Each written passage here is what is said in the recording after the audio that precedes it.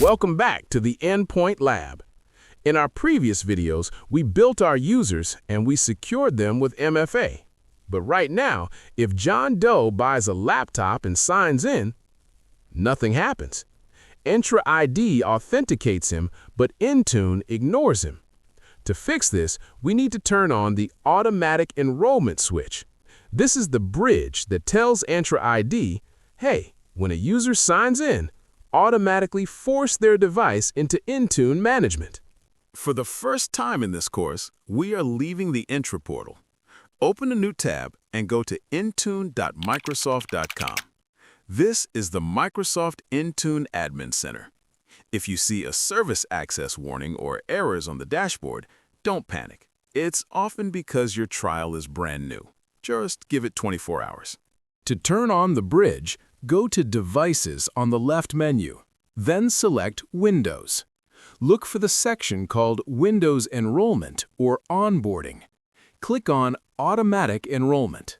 This opens the configuration blade. Here is the most important switch in the exam, MDM User Scope. MDM stands for Mobile Device Management. This is the full control mode, wiping the device, pushing drivers, controlling BitLocker. We want this for everyone. Switch this from none to all.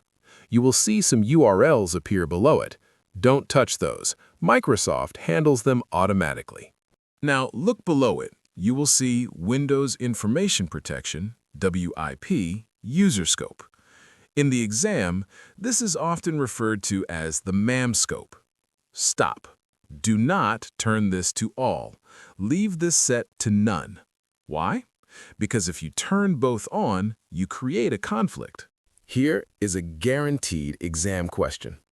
If a user is targeted for both scopes, MDM and WIP/MAM on a personal device, which one wins? The answer is MAM, WIP. If you turn both on, Windows will say, oh, you have WIP enabled? I'll just manage the apps and ignore the full device settings. To keep our lab simple and ensure we get full control, we keep MDM equals all and WIP equals none. Click Save at the bottom. The bridge is built.